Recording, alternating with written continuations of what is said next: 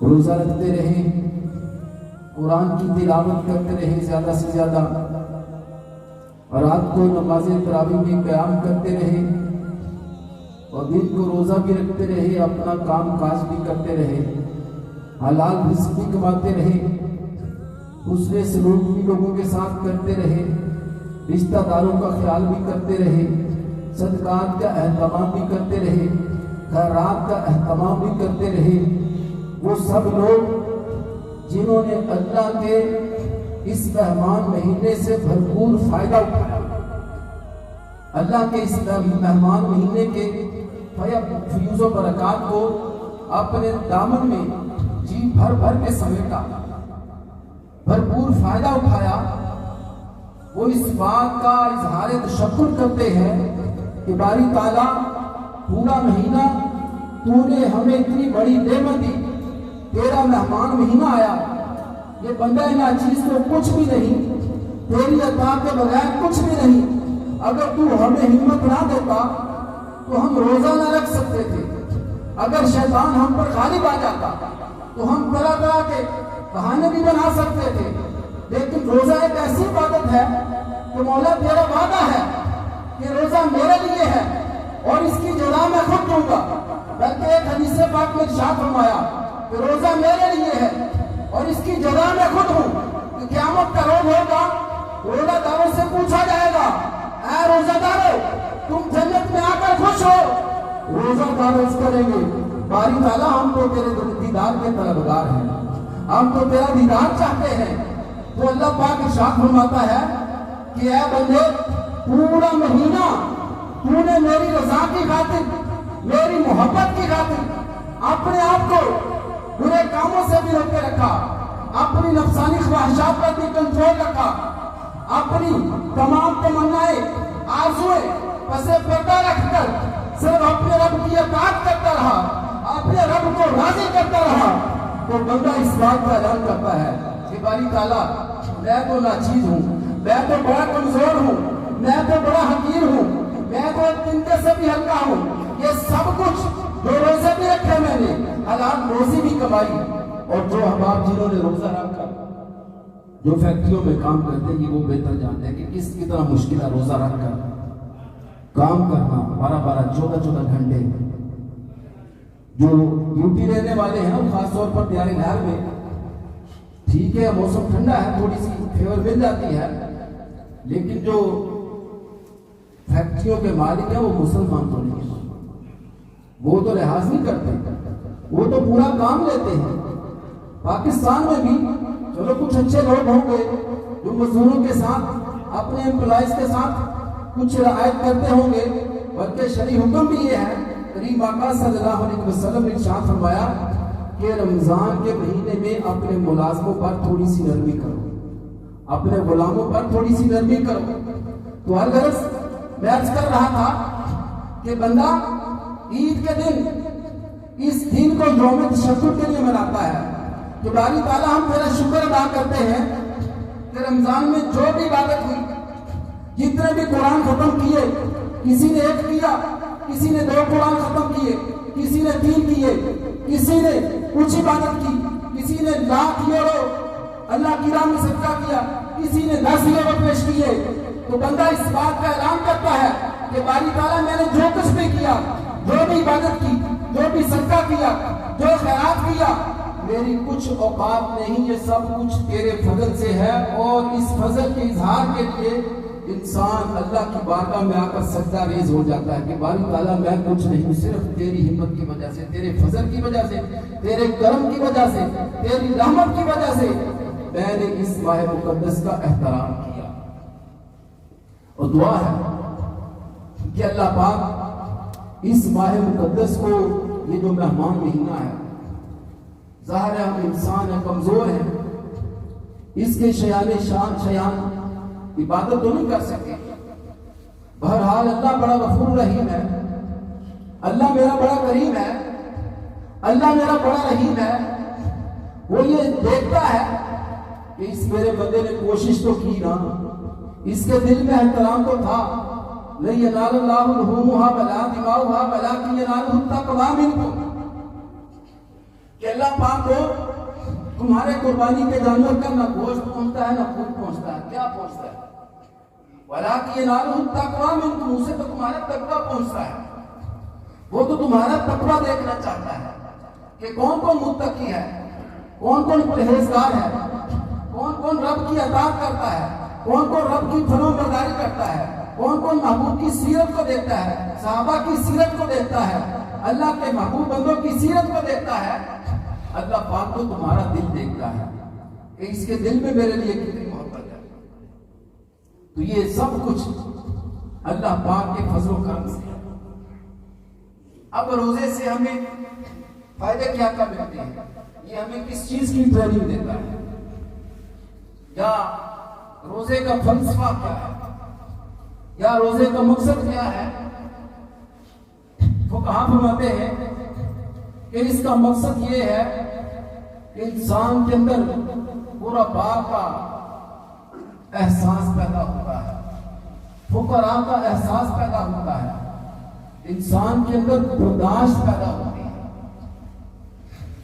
آج کل جو حالات جا رہے ہیں, ہر فیملی میں, ہر خاندان میں کچھ غرباء بھی ہوتے ہیں. یہ اللہ پاک کا ایک سسٹم ہے.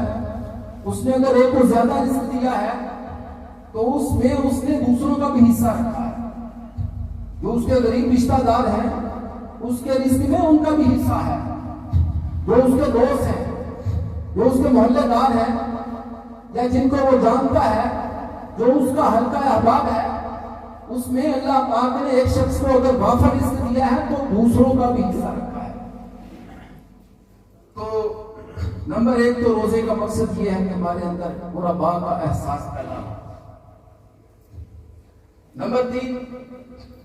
نمبر دو کہ انسان کے اندر صبر آتا ہے, اور صبر یہ اتنی بڑی دولت ہے, بے شمار برائیوں کا حل, بے شمار انسان کی پریشانیوں کا حل. اور اللہ پاک نے اتنے اتنے بڑے انعامات رکھے ہیں صابرین کے لیے کہ انسان اس کا اندازہ بھی نہیں کر سکتا. قرآن پاک میں اللہ پاک ارشاد فرماتا ہے انما یوفی الصابرون اجرهم بغیر حساب. فرمایا جو صبر کرتا ہے میری رضا پر اس کو میں بے حساب اجر عطا کروں گا, بے شمار سب اس کو اجر عطا کروں گا. یا ایھا الذین آمنوا استعینوا بالصبر والصلاۃ. کیا ایمان والو مدد مانگو نماز سے اور صبر سے. انسان کی جو زندگی ہے یہ ایک مجموعہ ہے. اس میں اچھے حالات بھی آتے ہیں, برے حالات بھی آتے ہیں. ایک وقت ایسا بھی آتا ہے جب انسان کے پاس اللہ کا دیا ہوا سب کچھ ہوتا ہے, گاڑی بھی ہوتی ہے, گھر بھی ہوتے ہیں, فیکٹریاں بھی ہوتی ہیں.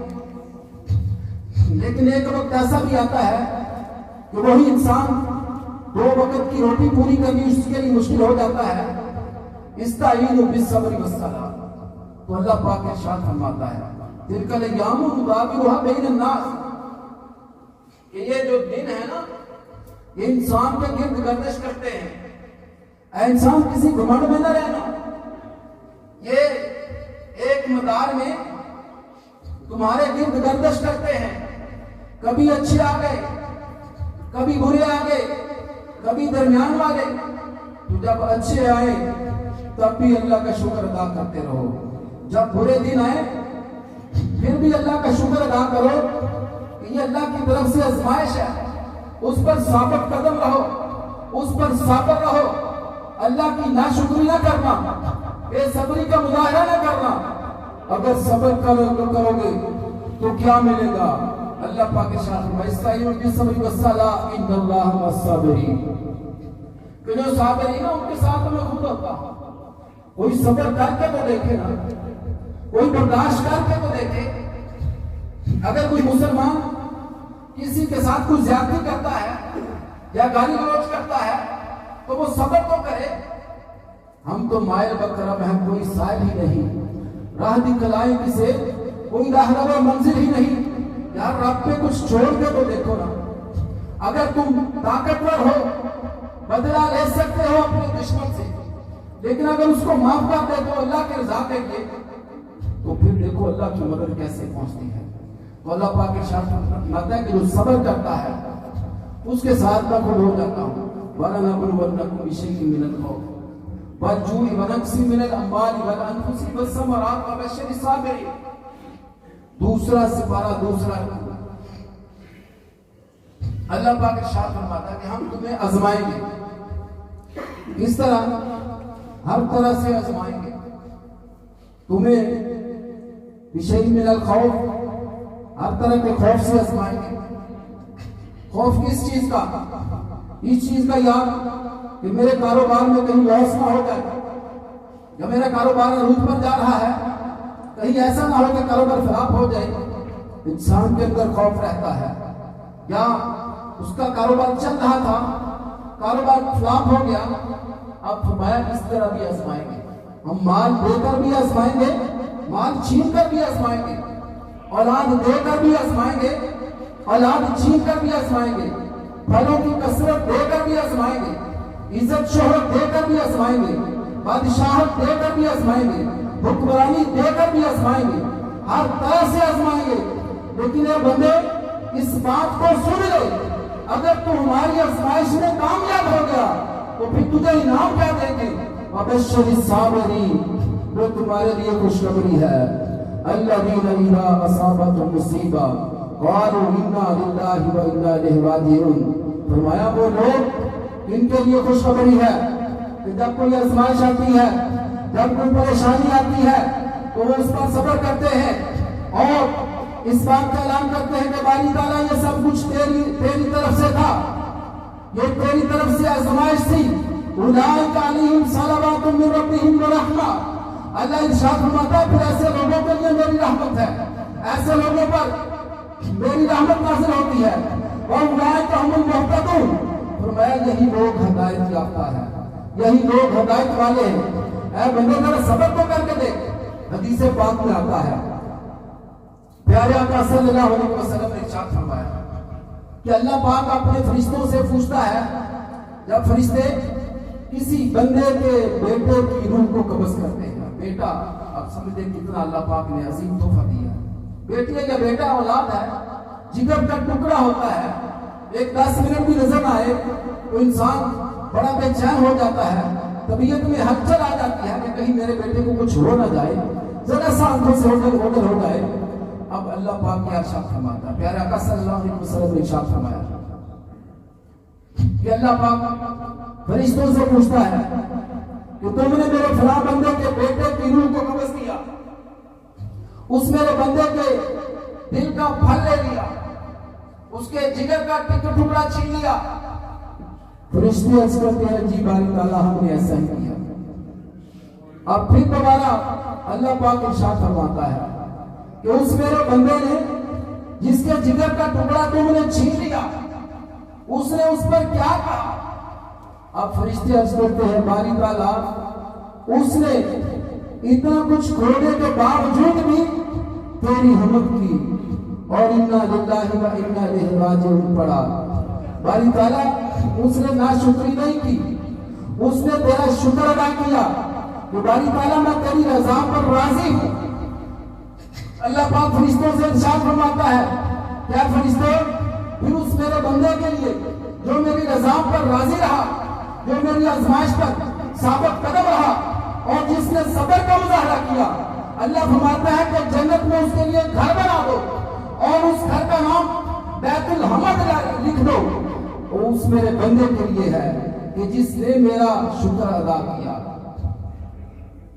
ایک اور حدیث پاک حضرت انس رضی اللہ تعالی عنہ سے روایت ہے کہ کریم آقا سرور عالم شفیع معظم نور مجسم صلی اللہ علیہ وآلہ وسلم نے ارشاد فرمایا کہ اللہ پاک اس بندے سے راضی ہو جاتا ہے۔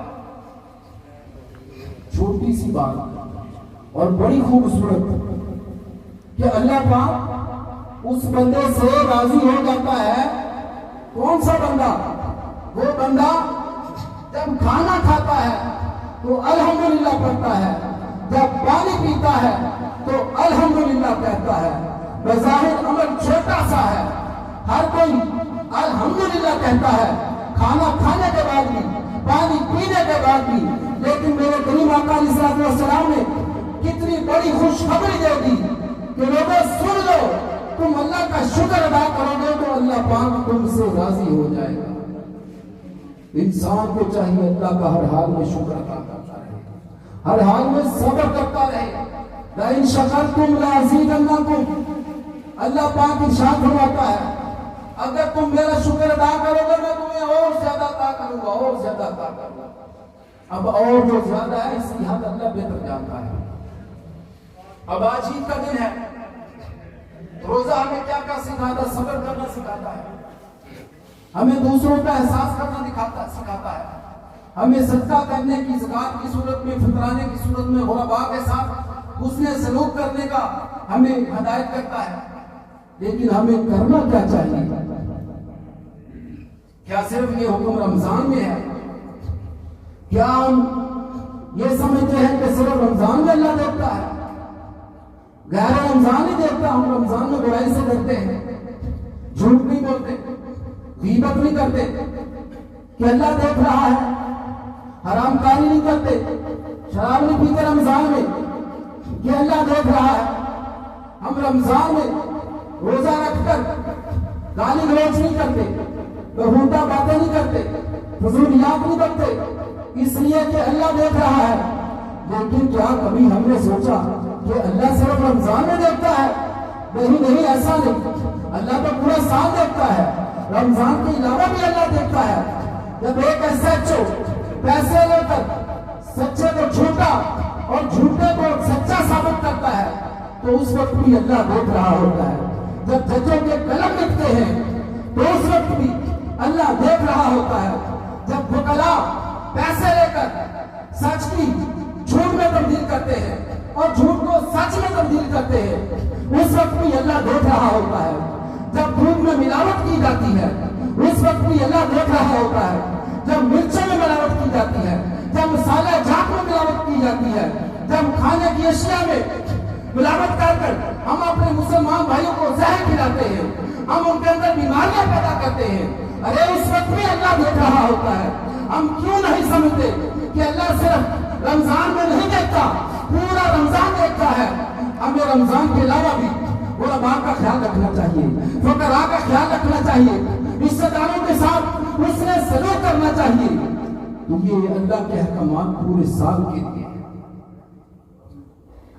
اب اللہ پاک عید کے دن ہمیں خوشخبری کیا دیتا ہے؟ وہ لوگ, وہ خوش قسمت لوگ کہ جنہوں نے پورا رمضان اللہ کے اس مہمان مہینے سے بھرپور فائدہ اٹھایا, دن کو روزہ بھی رکھا, رات کو نماز تراویح میں قیام بھی کیا اور صدقات و خیرات بھی کرتے رہے, ہر طرح کی اچھائی برائی کا خیال کرتے رہے. اب اس کے لیے نام کیا ہے؟ بڑی خوبصورت حدیث پاک امام بہقی روایت کرتے ہیں کہ جب عید کے دن لوگ نماز کے لیے نکلتے ہیں اپنے گھروں سے تو اللہ پاک فرشتوں سے ارشاد فرماتا ہے, اے فرشتوں ذرا یہ تو بتاؤ کہ اگر کوئی مزدور اپنی مزدوری پوری کر لے, اپنی ڈیوٹی پوری ایمانداری سے سر انجام دے, اپنا کام ختم کر لے, تو اس کو پھر کیا اس کے ساتھ سلوک کرنا چاہیے؟ تو فرشتے عرض کرتے ہیں باری تعالیٰ اس کی مزدوری اس کو ٹائم پر دے دینی چاہیے. اب اللہ پاک ارشاد فرماتا ہے کیا فرشتوں گلیوں چوراہوں میں کھڑے ہو جاؤ اور اس بات پر گواہ ہو جاؤ کہ رضائی و مغفرت, کہ میں نے اپنے بندوں کو اپنی رضا بھی دے دیا اور ان کی مغفرت بھی کر دی. پھر اللہ پاک ارشاد فرماتا ہے یا عبادی سلونی, اے میرے بندوں مانگو مجھ سے, آج جو مانگو گے عطا کیا جائے گا. اب عزت وجلانی, پھر جب اجتماع ہوتا ہے عید کا اللہ پاک کی ذات جب دیکھتی ہے اپنے بندوں کو تو اللہ پاک خوش ہوتا ہے. فرشتوں کی مجلس میں اللہ پاک اپنے بندوں پر فخر محسوس کرتا ہے اور قسم کھا کر کہتا ہے کہ فرشتوں آج جو مانگیں گے ان کو عطا کیا جائے گا. اب عزت و جلالی، مجھے میری عزت کی قسم، مجھے میرے جلال کی قسم، یہ اگر دنیا کے لیے بھی مانگیں گے وہ بھی عطا کیا جائے گا، اگر آخرت کے لیے بھی مانگیں گے ان کو وہ بھی عطا کیا جائے گا. آج یہ جو مانگیں گے انہیں عطا کیا جائے گا. فَبِعِزَّتِي لَأَسْتُرَنَّ عَلَيْكُمْ وَآثَارَتِكُمْ. اور فرمایا کہ انسان کی جو غلطیاں، جو اس کے عیب، جو وہ تنہائی میں کرتا رہا، جو اس کے پوشیدہ گناہ تھے، میں رب اس بات کا اعلان کرتا ہوں کہ میں ان کو بھی ظاہر نہیں کروں گا، ان کو بھی معاف کر دوں گا. وَعِزَّتِي لَأُخْزِيكُمْ. اور مجھے میری عزت کی قسم کہ میں انہیں رسوا بھی نہیں کروں گا. وَلَا أَضْحَاكُمْ بَيْنَ يَدَيْ أَصْحَابِ الْأُخْدُودِ. اور قیامت کے روز ان کو لوگوں کے سامنے شرمسار بھی نہیں کروں گا. پھر خوشخبری دیتا ہے انصرفوا مغفور اللہ. جب انسان اجتماع ہوا، عید کی نماز کے لیے آئے، اور جب اجتماع میں اللہ پاک نے فرشتوں سے خطاب کیا اور اپنے بندوں پر فخر کیا فرشتوں کی مجلس میں، اور اس بات کا اعلان کیا فرشتوں گواہ ہو جاؤ، اب یہ اپنے گھروں کو واپس جا رہے ہیں اس شان کے ساتھ کہ میں ان سے راضی ہو گیا، میں نے ان کو بخش دیا. یا ایتھا النفس المطمئنہ ارجعی الی ربک راضیۃ مرضیہ. کیا انسان لوٹا اپنے رب کی طرف اس شان کے ساتھ کہ تیرا رب تجھ سے راضی ہے، تو اپنے رب سے راضی ہے. اللہ فرماتا ہے کہ میں ان سے راضی ہو گیا اور ان کو انعام کیا عطا کیا کہ میں نے ان کو بخش دیا.